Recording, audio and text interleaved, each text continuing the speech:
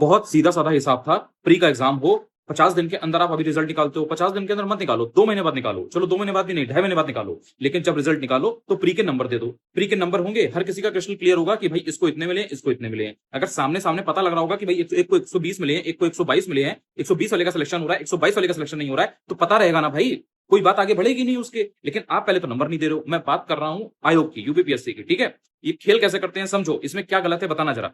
ये नंबर नहीं देते हैं। अब इन्होंने नंबर दे दिया कि भाई हम पूरा जो एग्जाम है हम यूपीएससी को फॉलो करते हैं। यूपीएससी नहीं देता है तो हम भी नहीं देंगे। पूरी साइकिल कंप्लीट हो जाती है, उसके बाद हम दे देते हैं। यूपीएससी की पूरी साइकिल जब कंप्लीट हो जाती है 1 साल की, उसके बाद वो तुरंत दे देते हैं ना रिजल्ट।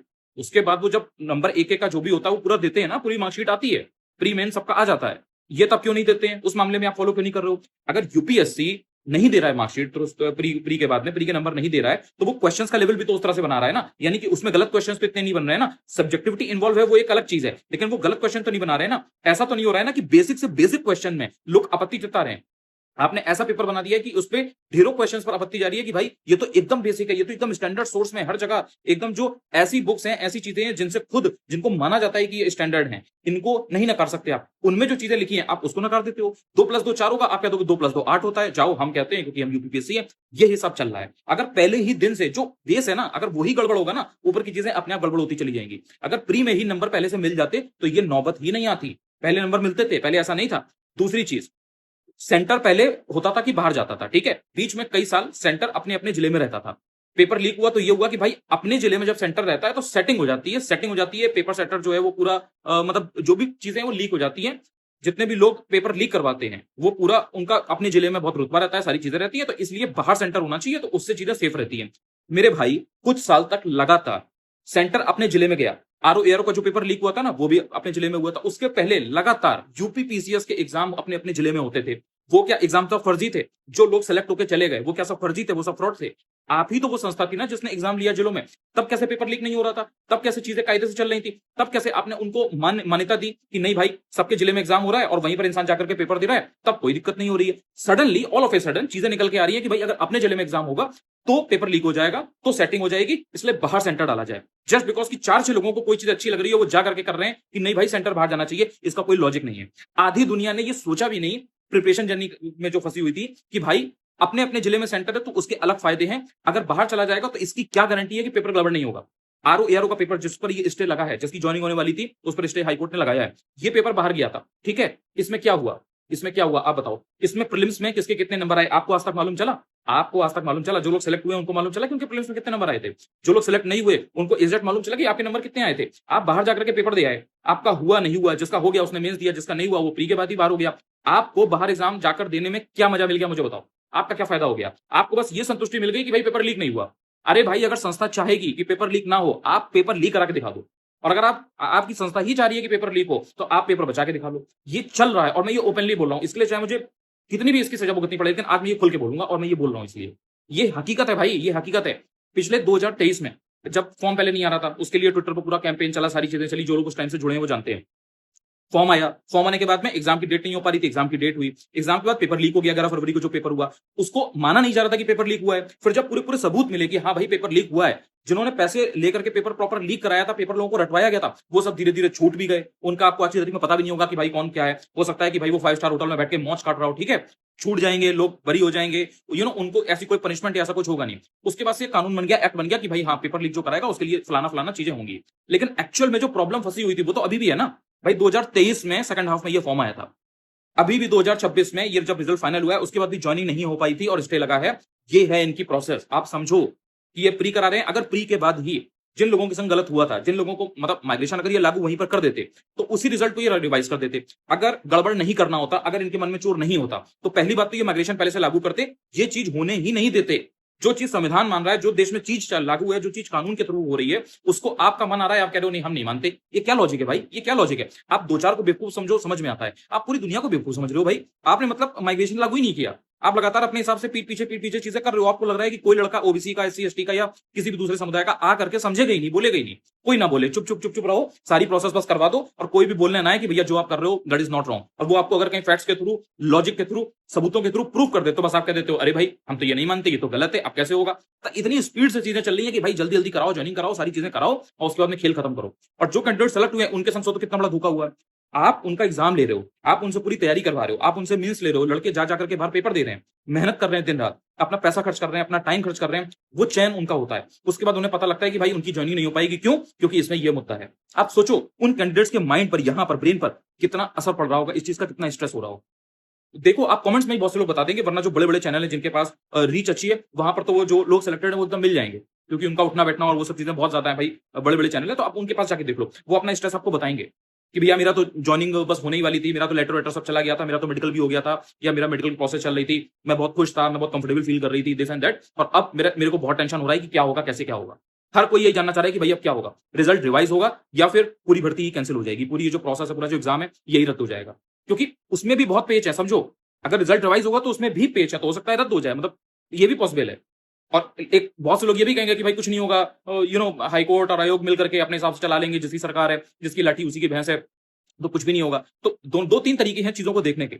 अगर पहले ही माइग्रेशन लागू होता, प्रीलिम्स के नंबर पहले ही दिए जाते होते, तो ये नौबत आती ही नहीं। जो आज इतना कैंडिडेट झेल रहे हैं, जो सिलेक्ट हुए हैं वो भी झेल रहे हैं, जो सिलेक्ट नहीं हुए वो भी झेल रहे हैं, जिनके संग गलत हुआ है, जो माइग्रेशन जिनको लागू करके नहीं लाया गया अंदर, वो भी झेल रहे हैं। हर कोई झेल रहा है इसमें, हर किसी को परेशानी हो रही है। मेरा यही कहना है भाई, इसको समझो। अगर पहले से ये चीजें होती तो आज ये नौबत नहीं आती। और अगर प्रीलिम्स का रिजल्ट रिवाइज करना पड़े इसके लिए तो करो, क्योंकि ये जब जब प्रीलिम्स का एग्जाम हुआ था ना, जब मेंस हुआ नहीं था, मैं इसीलिए बार-बार इस चीज का वीडियो बना रहा था और बोल रहा था कि ये चीज आगे जाके फंसेगी, क्योंकि वो चीज गलत नहीं है, वो चीज सही है, और जो चीज सही है आज नहीं तो कल वो निकल के आएगी। सूरज पूरब से उगता है तो पूरब से ही उगता है, उसको आप आ करके ये नहीं कह सकते कि भाई मैं तो 8 फीट का आदमी हूं, मैं तो 12 फीट का आदमी हूं, तो मेरे हिसाब से दक्षिण से उगेगा। ऐसा नहीं होता है ना। कुछ चीजें यूनिवर्सल ट्रूथ है, जो चीजें सबूत सामने सामने दिखाई दे रहे हैं उनको आप नहीं नकार सकते, नहीं ठुकरा सकते, और वो एकदम रियल थे। ये पेच फंस रहा है। प्रीलिम्स का रिजल्ट ऑब्वियसली रिवाइज होना चाहिए। जिन जो सेलेक्ट हुए हैं उनके संग आप कह सकते हो कि बहुत बड़ा एक इत्तेफाक कह लो, धोखा कह लो, कुछ भी कह लो, कि ये आयोग ने किया है, उनको ढाल बना के किया गया है। ये आपस में कैंडिडेट लड़ रहे हैं, आपस में कैंडिडेट लड़ रहे हैं, वो ये नहीं समझ रहे हैं कि इसमें पूरा जो खेल किया है वो कमीशन ने किया है। और हर कोई इस चीज को समझ रहा है, कोई बोलेगा कोई नहीं बोलेगा। अब कौन बोलता है कौन नहीं बोलता है, it's none of my business भाई। मैं अपने एंड से मुझे जो समझ में आता है मैं वो बोल रहा हूँ। मेरा अपना चैनल, मेरी अपनी आवाज है, मैं बोल रहा हूँ। ठीक है, कल को कोई गोली मार देगा, आवाज दबा देगा, वो भी ठीक है भाई, लेकिन कम से कम मेरा ये वीडियो पड़ा रहेगा ये वीडियो। कम से कम आपने सुन तो लिया ना, चलो डिलीट भी हो जाएगा, ठीक है, वीडियो तो पड़ा रहेगा ना, बस ठीक है, बस यही चाहिए। ये हकीकत है भाई, हकीकत है ये। पहले से इस चीज को सॉर्ट करना चाहिए था। ये फंसाया गया है, सिर्फ जानबूझ के मामला फंसाया गया है ये। और उसके बाद में अब ये हो कि भाई अब क्या होगा, भाई ऑब्वियस सी बात है, जो गलत हुआ है उसको सही करो आप। पहले नहीं आपने ध्यान दिया तो अब सही। अगर आप ये कह रहे हो कि नहीं हमने पहले ध्यान नहीं दिया, पहले ध्यान नहीं दिया, तो अब आप उसको सही करो ना। सही करोगे तो उसमें फिर से वो प्रोसेस लंबी हो जाएगी। ये प्रॉब्लम है। जो लोग सेलेक्ट हुए हैं, जो ये सोच रहे थे भाई अगले 3 महीने बाद मेरे जेब में 70-80 हज़ार रुपए आएंगे, मेरी सैलरी चलो आएगी, ठीक है, या मैं अपना ऐसा सेट करूंगा, मैं ऐसा सेट करूंगी। इंसान अपनी फैमिली प्लानिंग दुनिया भर की प्लानिंग करता है, उसका तो आपने रखा है प्लान पूरा जमीन के अंदर डाल दिया ना। ये मैं कह रहा हूं। जो लोग माइग्रेशन की वजह से लगातार इतने टॉर्चर में हैं, परेशान हैं कि भाई हमको मौका ही नहीं मिल रहा है, हमको मौका ही नहीं मिल रहा है, हम ज्यादा नंबर ला करके भी बाहर बैठे हुए हैं, हमको आरक्षण नाम का तो मिल रहा है लेकिन हमको मिल नहीं रहा, तो सोचो वो कितने प्रेशर में होंगे। तो जो चीज गलत है वो गलत है। अगर आपको लगता है, अगर अगर कमीशन का कहना ये है कि नहीं भाई हमको तो अंदाजा नहीं था, हमने तो कुछ ऐसा नहीं किया, दिस एंड दैट, तो आप अपनी गलती अब सुधारो। अब सुधारोगे तो आपको रिजल्ट रिवाइज करना पड़ेगा। तो वो मतलब ऑब्वियसली बिल्कुल सही है, उसमें कोई डाउट है ही नहीं। मैं कब कह रहा हूं कि रिजल्ट को रिवाइज करना गलत है। मैं तो उन लोगों के लिए मुझे चिंता हो रही है, या मुझे एक वो लग रहा है कि यार कंसर्न मेरा उन लोगों के लिए जो सेलेक्ट हुए, उन्होंने क्या बिगाड़ा था भाई। और जो माइग्रेशन के लिए जो जिनको आपने हटा दिया, जिनको आपने लिया ही नहीं, उन्होंने क्या बिगाड़ा था भाई। आपने तो दोनों तरीके के कैंडिडेट्स का नुकसान कर दिया ना। और जो कैंडिडेट सेलेक्ट हुए हैं उसमें भी हर जाति धर्म के हैं। ऐसा तो है नहीं कि भाई एक पर्टिकुलर कास्ट का या धर्म का आदमी आपने उसमें चूज किया है तो आप कह दो कि नहीं नहीं भाई उनके संग हो गया वैसा। हर तरीके के इंसान ना उसमें। आप क्यों सरनेम पे जा रहे हो? इंसान को देखो ना। आप कैंडिडेट्स के संग गलत कर रहे हो, कैंडिडेट के करियर के साथ आप खिलवाड़ कर रहे हो। 2-2, 3-3, 4-4 साल में 2021 में वैकेंसी आई थी, उसके बाद 23 में वैकेंसी आई है, 23 के बाद से 26 आ गया, मई चल रहा है, अभी तक क्लियर नहीं हो पाई ये चीजें। बस एक वो फैला दिया गया, बाहर सेंटर, बाहर सेंटर। अरे अगर सरकार चाहेगी, अगर कमीशन चाहेगा, आपके जिले में आपके घर से 2 किलोमीटर दूरी पे सेंटर मिलेगा, पेपर भी करा लेगा। आप कुछ नहीं कर पाओगे, कुछ नहीं कर पाओगे। आप नकल तो छोड़ो, आप सोच भी नहीं पाओगे अगर आप कराना चाहेंगे। वो यूपी से 2024 का एग्जाम हुआ था, दिखा था आपने कैसा एग्जाम हुआ था। जो गांव देहात के भी सेंटर बने थे ना, गांव देहात में एकदम जहां पर गाड़ी जाएगी नहीं ढंग से, वहां पर भी गाड़ी जा रही थी बोलेरो सरकार की, ठीक है। पुलिस वाले ऐसे लगे हुए थे ना कि मतलब आप सर भी हिलाओगे ना, जरा भी आप सर हिलाओगे, सीधे देखिए ये वाला हिसाब था, क्योंकि पता था कि इस पेपर को कायदे से कराना है। सरकार चाहे, कमीशन चाहे तो क्या नहीं कर सकती भाई। यूपीएससी में आप देखो पेपर ऐसा बनता है, तुम पर्ची लेके जाओ। हम लोगों ने दिया नहीं है क्या? हम लोग उल्लू के पट्टे बैठे हैं क्या भाई? हम लोगों ने दिया नहीं है ना पेपर। कोई चेकिंग नहीं, कुछ ऐसा कोई बहुत बड़ी ऐसी ग्रैंड चेकिंग नहीं कि तुमसे जूते उतरवा रहे हैं, तुमसे मोजे उतरवा रहे हैं, तुमसे ऐसा लग रहा है कि पता नहीं तुमने कोई पता नहीं क्या तुम छुपा के ले जा रहे हो, तुम ड्रग डीलर वगैरह हो क्या। इस तरीके की चेकिंग कभी कभी होती है। मेरी तो बीएड रहती तो मेरे तो ऐसे चेकिंग होती थी कि पता नहीं मतलब मैं पता नहीं पाकिस्तान से आया हूं। मैं बहुत जेन्युइन बात बता रहा हूं। कभी कभी इतना भेदभाव फील होता है, ऐसा लगता था यार ये मेरी फोटो है, ये मेरा पैन कार्ड है। मैं अपनी 4 आईडी लेके जाता था, आधार कार्ड लेके जाता था, पैन कार्ड लेके जाता था, ड्राइविंग लाइसेंस लेके जाता कि भाई देख लो मैं ही हूं। चलो ठीक है, ये फोटो समझ में नहीं आ रही है, ड्राइविंग लाइसेंस देख लो, ये समझ में नहीं आ रहा है, पैन कार्ड देख लो, पैन कार्ड समझ में नहीं आ रहा है, आधार कार्ड देख लो। मैं झेला हूं भाई मैं भी वो चीज। लेकिन जब यूपीएससी का पेपर देने जा रहा हूं, सामने सामने पता लग रहा है कि नहीं, बेसिक चीजें देखी, जो चेक कर रहा है ना वो भी पढ़ा लिखा है, उसको भी समझ में आ रहा है, जो वहां पे इन्विजिलेटर है उनको भी चीजें समझ में आ रही है, और जो पेपर आ रहा है वो भी ऐसा आ रहा है कि मैं किताब लेके भी अंदर चला जाऊंगा ना तो मैं नकल से नहीं कर पाऊंगा पेपर। और मेरे घर से 4 किलोमीटर भी सेंटर पड़ रहा है ना तो मुझे कोई दिक्कत हो रही है, एंड मेरे पास फुल स्कोप है, पोटेंशियल है, मेरे पास अपॉर्चुनिटी है कि मैं अपने को दिखा पाऊं पेपर में कि मैं क्या कर सकता हूं। ये होता है भाई एग्जाम। ये एग्जाम नहीं होता है जबरदस्ती तुमने पटक दिया 300 किलोमीटर 400 किलोमीटर किसी को, ठीक है, और तुम उसका रीजन ये है कि भाई अपने जिले में होगा तो पेपर लीक हो जाएगा। मतलब इतना इनएफिशिएंट कमीशन है या इतनी इनएफिशिएंट सरकार है कि वो जिले में एग्जाम नहीं करा सकती बच्चों का, सेंटर नहीं मिल रहा है, स्कूल नहीं मिल रहा है, ये नहीं हो रहा। इलेक्शन कैसे हो जाता है भाई, वोट कैसे हो जाता है भाई। मैं तो नहीं जाऊंगा वोट देने, मैं नहीं जाऊंगा, बिल्कुल नहीं जाऊंगा। मैं ऐसी सरकार को वोट नहीं दे सकता भाई, मैं नहीं दे सकता। मुझे लगेगा हाँ ये बंदा डिजर्विंग है, ये लोग डिजर्विंग है, ये सरकार डिजर्विंग है, मैं जाऊंगा, मैं पैदल चल के 20 किलोमीटर चला जाऊंगा। लेकिन मैं ऐसी घटिया सरकार को वोट देने तो मैं बिल्कुल नहीं जाने वाला, जो इलेक्शन के नाम पे तो सेंटर ऐसे बना देगी, और जब एक्चुअल में बच्चों का एग्जाम कराना होगा तो कह देगी सेंटर नहीं मिल रहा है, हमें परिधि नहीं मिल रही भाई, हमें 10-15 किलोमीटर की रेडियस में हमें सेंटर नहीं मिल रहा है भाई, तो हमें यहाँ वहां डालना पड़ेगा। जिसको कराना होता है वो करा लेता है, जिसको नहीं कराना होता है वो सिर्फ एक्सक्यूज देता है। ये हकीकत है। प्रीलिम्स में नंबर आने चाहिए तो आने चाहिए, इसका कोई दो राय है ही नहीं। और अगर आपको नहीं करना है तो आप मेंटेन करो ना, आप फ्रॉड क्यों कर रहे हो, फिर आप क्यों करो, आपने माइग्रेशन लागू क्यों नहीं किया, आपने प्रीलिम्स के नंबर आपने नहीं दिए, ठीक है, आप पूरे क्वेश्चंस जो है ना वो आप ढंग से बनाओ, आप उसकी आंसर की ढंग से दो। आपने मॉडिफाई आंसर की आज तक दी, मुझे बता दो आप मॉडिफाई आंसर की क्यों नहीं दे रहे हो। ये मैं इतना क्यों चीख रहा हूं पता है, जिससे जितने भी लोग मेरा ये वीडियो देख रहे हो, अगर 1000 लोग भी वीडियो देख रहे हो, तुम्हारे अंदर खुद से आवाज नहीं चाहिए कि तुम्हारे साथ गलत हो रहा है। तुम पहले ये मत देखो कि दूसरा लड़का तुम्हारा हक खाया जा रहा है, दूसरी लड़की तुम्हारा हक खाया जा रही है, पहले तुम देखो कि तुम्हारा हक कौन खा रहा है, तुमको नौकरी कौन देना चाहता है, कौन नहीं देना चाहता है। ये तुम कब जागोगे, तुम सिर्फ जात धर्म में पड़े हो भाई, तुम सिर्फ जात धर्म में पड़े हो। तुम नहीं समझ रहे हो कि तुम्हारा दिमाग कितने बड़े लेवल पर ब्रेन वॉश किया जा रहा है, मैनिपुलेट किया जा रहा है। कब तक कमेंट्स में मैं वीडियो बनाता हूं 10-12 मिनट का, समझाने की कोशिश करता हूं, कमेंट्स में फिर वही जाति पाति चल रही है, फिर वही जाति पाति से ऊपर नहीं उठ पाओगे भाई। अगर जाति पाति से ऊपर नहीं उठ पाओगे ना भाई, जानवर ही हो, बल्कि जानवर से भी बदतर हो। गाली दे लेना मुझे, लेकिन मैं बहुत जेन्युइन बता रहा हूं, अगर जाति पाति से ऊपर नहीं उठ पा रहे हो ना 2026 में, तो फिर तुम देख लो भाई कि तुम्हारा क्या है। मैं बात ही नहीं कर सकता ऐसे व्यक्ति से जो जाति पाति में इतना ज्यादा बुरी तरह से फंसा है। मतलब ये दिख नहीं रहा है तुम्हें कि सरकार तुम्हारे साथ क्या कर रही है, तुम्हें दिख नहीं रहा है कि कमीशन तुम्हारे साथ क्या करता है।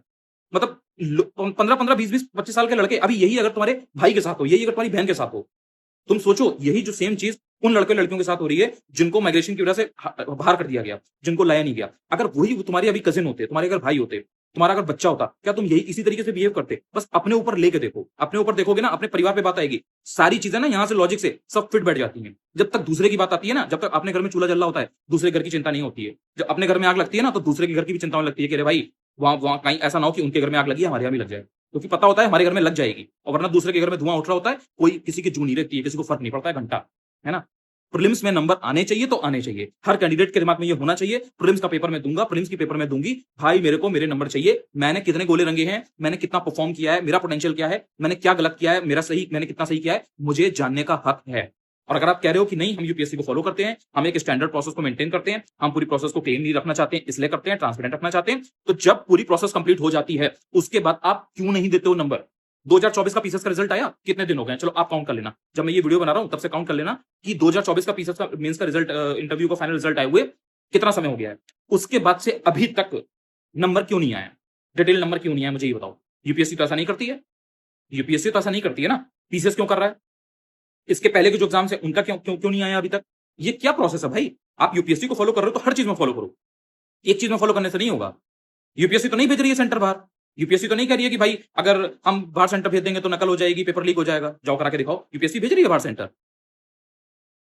ये मेरा पॉइंट है, मेरा ये लास्ट वीडियो है इस चीज पे, मेरा ये लास्ट वीडियो है। जिनको समझना होगा इस वीडियो को समझ जाएंगे। अपनी राय कमेंट्स में शेयर कर देना।